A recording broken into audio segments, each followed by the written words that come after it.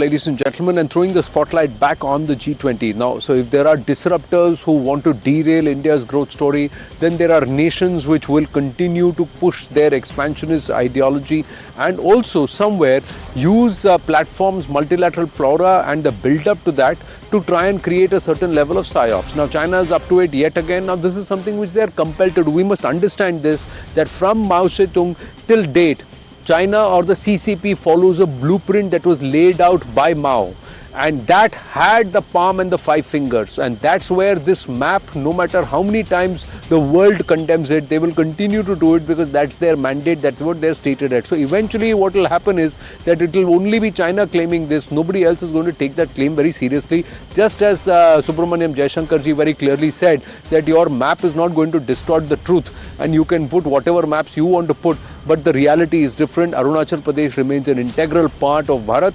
Taiwan is an independent entity. Tibet is occupied territory, and East Turkestan is going through a certain level of integration and a certain level of social assimilation, which is bordering on demographic genocide as claimed by many. So all of these aspects now stand highlighted. Now they have no basis for these because it is all the CCP and the PLA's perception. So let's try and understand what top government sources are telling CNN News 18. Our group editor security Manoj Gupta getting us these details. Arunachal Pradesh is an integral part of India. China resorting to propaganda ahead of G20. Map released after the BRICS meet exposes this entire double speak. So the timing is also being pointed out. After BRICS, before G20. Expansionist China occupying territories illegally. Xi Jinping facing backlash over the Uyghur-Tibet issue. And many are saying this is also an attempt to try and deflect the entire economic crisis that China is going through, the worst ever because of their zero COVID policy that's blown straight into Xi Jinping's face. Frankly, ladies and gentlemen, they're tanking at various levels financially and economically. Meanwhile, let's try and look at the occupied territories that that China is actually forcibly sitting on, territory that does not belong to it. It's a sovereign territory of other nations. Starting with Aksai Chin illegally occupies 38,000 square kilometers. Shaksgam Valley illegally occupies 5,180 square kilometers. In Nepal, survey department said China occupying land in 7 districts of Nepal. In Bhutan, disputes on eastern, central and western sectors. In Vietnam, China claims jurisdiction over parts of the South China Sea, much to the consternation of those nations there, Vietnam, Philippines and Cambodia and some of the other nations. Taiwan claims it's a part of China, a breakaway province which has its own independent government and does not identify with the CCP at all. Japan claims Senkaku Islands under Chinese control. South China Sea claims the whole region as its own. It believes all of that is its perception. This palm and five finger strategy, this theory was when Mao Zedong had outlined it, and Chinese communist leaders' perception that Tibet is the palm and the Himalayan regions, Ladakh, Nepal, Sikkim, Bhutan and Arunachal Pradesh are the five fingers. And by invading Tibet in 1949, China asserted Tibet as a treasure of its strategic asset and has now been targeting all the other five fingers. So we're sitting on the palm, we've got the palm, we need the other five fingers. So that is Sikkim, Nepal, Ladakh, Arunachal as it was and of course Bhutan. So that's what it is angling for. Now we've got news coming through, courtesy Manoj Gupta, our group editor security. Here on the right stand and on CNN News 18, we are given to understand China's provocation is a result of frustration within the CCP. China is on the verge of collapse on all sides, and provocation is seen as an attempt to divert attention from the economic crisis. And according to sources close to the Tibetan government in exile, China is facing huge internal crisis after COVID, and their zero COVID policy has backfired. The Tibetan government in exile, their source is saying, and this is what they are saying, and it perhaps echoes the letter that the UN had written in November 2022. I've got a copy of that letter, 17-page letter. Let's go across to Dawa Sering, Tibetan MP. He's the MP of the Tibetan Parliament in exile. We have Professor Brahma Chelani with us, Strategic Affairs expert, and Professor Victor Gao, Vice President, Center for China and Globalization and Chair Professor at the Suzhou University. But Dawa Sering ji, my first question to you, as I say namaste to all of you. Thank you for joining us here. My first question, China has released this map where it is showing Arunachal, Aksai Chin and parts of Taiwan as Chinese territory. How do you see this move of expansionist China? They've done a lot with Tibet also. I'll come to that in a bit. Yes, Dawaji. Okay, the releasing of such a map by the China is just provocating the Indian and other neighboring countries. So this kind of activities been doing by the China for last 70 years, since the Chinese Communist Party is inception. They've been doing all this kind of things for last 70 years. So there's no meaning for issuing or releasing such kind of map, because the reason beyond is that there was no any border between India and China before 1959.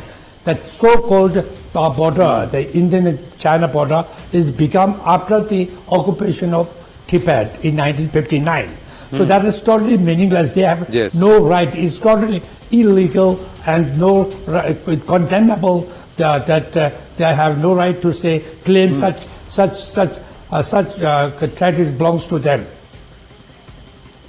You've been in exile for years together. China's claim over Tibet, the three regions, Utsang, Kham and Amdo. Now they are largely trying to restrict even the Tibetan autonomous region towards just central Tibet. That's Utsang, Kham and Amdo. What happens to it? So how would you react to that? Yeah, definitely. Because in the world, many powerful come up. Even the Russian been break out in 1991. So anything can be happen. No permanent. The nature of the world is impermanent. So impermanency is with everyone is not possible. Is permanent. Is not.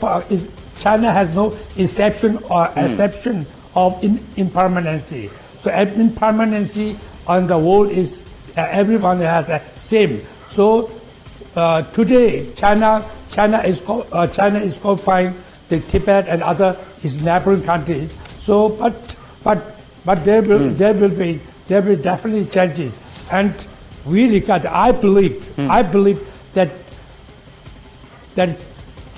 China has to be negotiate or has to be agree with the help of Indian government and people, because Indian and also because of the Dalai Lama, the changes will come very soon in coming near future. Right.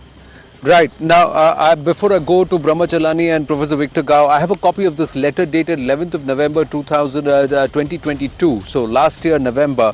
And I'm just reading this passage before I go back to Dawa Sering. It says, in this connection, we would like to bring to the attention of Your Excellency's government information we have received concerning what appears to amount to a policy of acculturation and assimilation of Tibetan culture into the dominant Han Chinese majority through a series of oppressive actions against the Tibetan educational, religious and linguistic institutions, in contradiction with the right to freedom of religion and belief and right to education and cultural rights of the Tibetan people. Concerns about the Tibetan language, culture and education and the situation of those who defend them have been subject to previous communications from the special procedures since 2010. Now, this is the letter that's been set as part of the mandates of the Special Rapporteur on minority issues in the field of cultural rights. Now, Dawa Sering ji, are they trying to wipe out Tibetan culture altogether? That's what this points to, this letter. Can you explain? How are they trying to do it?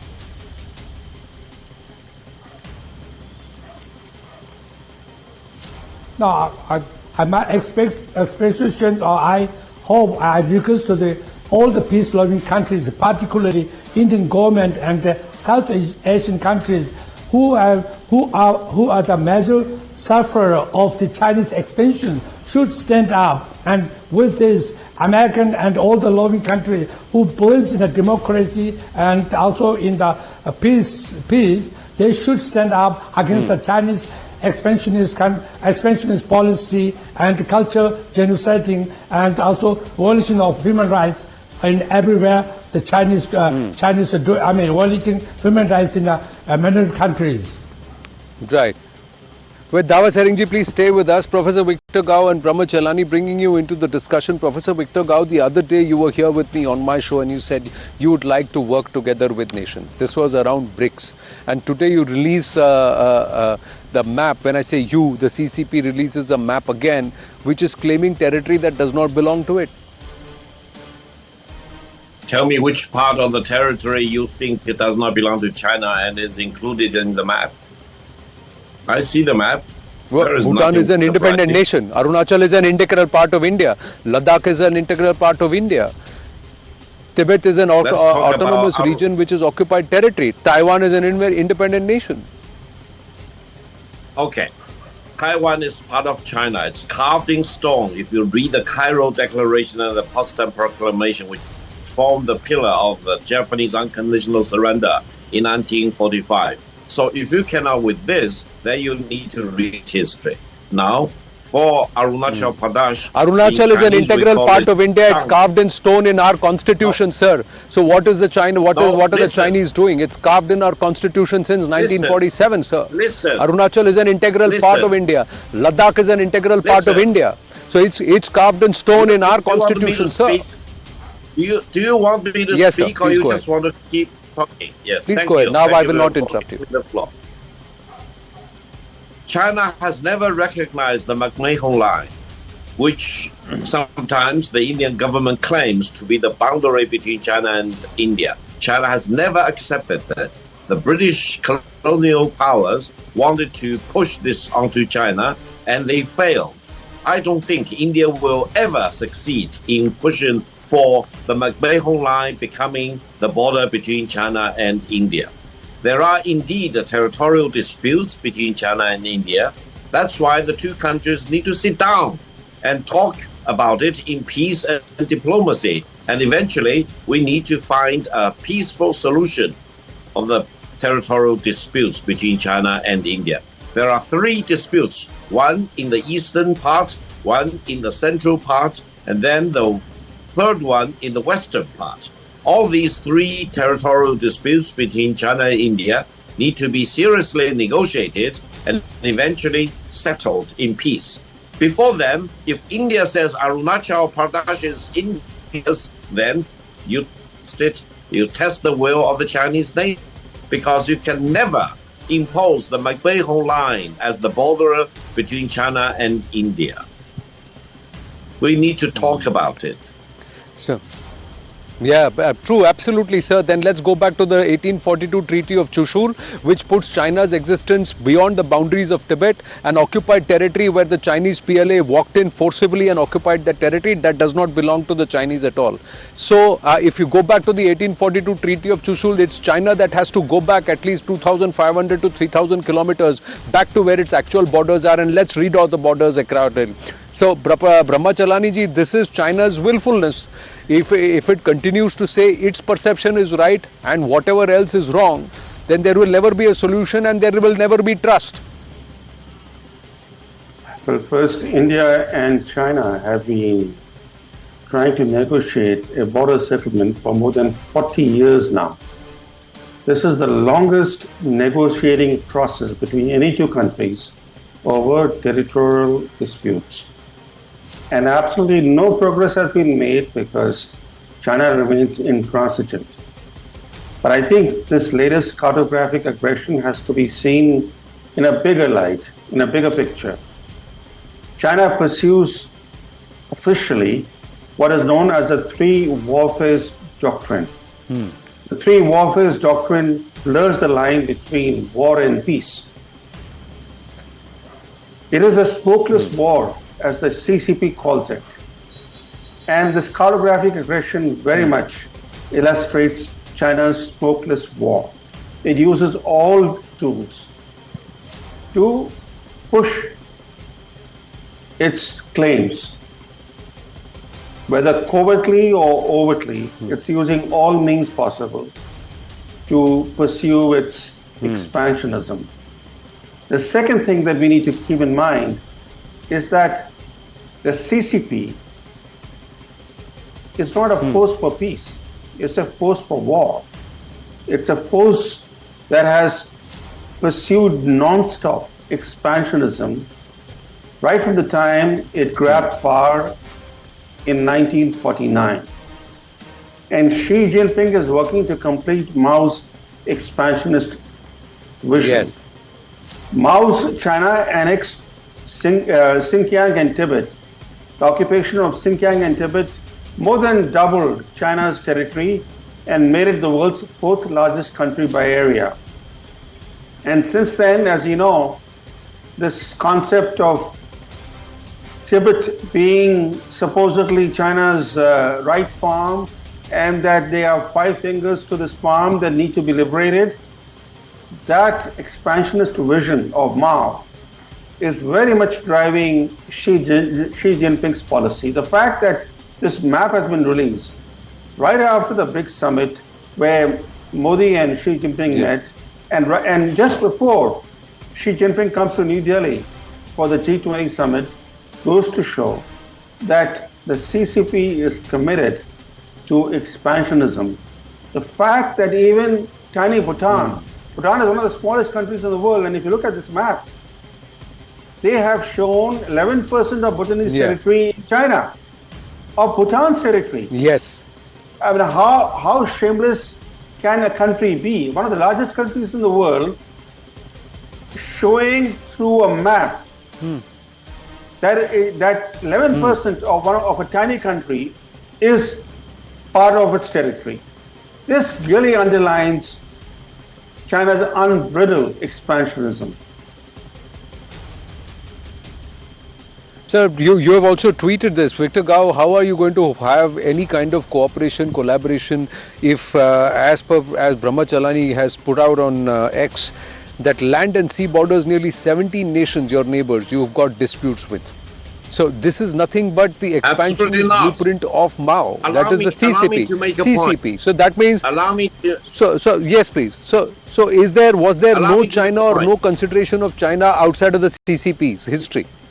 No, yes, allow me to make a point. With due respect to the distinguished Indian panelist, I hope he will read history and study history. Why?